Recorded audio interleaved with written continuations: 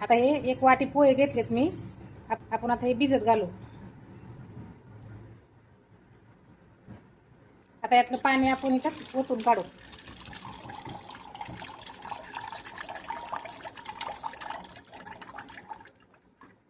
आता या पोह्याला आपण 5 मिनिटं भिजून देऊ.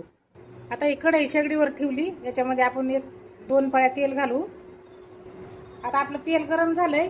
इथं मी 3 मिरच्या कापून घेतल्या होत्या. ह्या मिरच्या अगोदर टाकू आपण.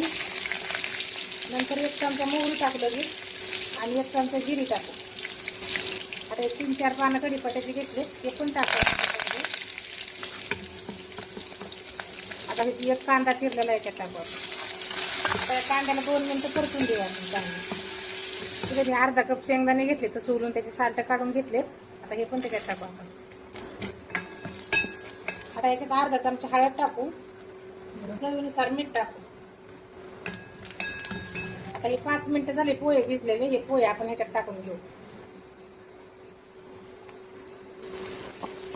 आता याला चांगलं मिक्स करून घेऊ आपण. आता इथं मी अर्धा कप दही घेतलंय. 2 चमचे साखर घेतली ती ह्याच्यात टाकू. ह्या दह्यामध्ये आणि हे चांगलं मिक्स करून घेऊ. आता मिक्स झालं. आता ह्या पोह्यामध्ये आपण हे दही ओतून घेऊ.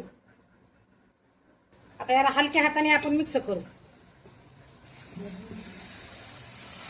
आता आपले दही पोहे मिक्स झाले. आता या पोह्यामध्ये आपण थोडीशी कोथिंबीर टाकू वरून. चला आता याला वाटीत काढून घेऊ आपण.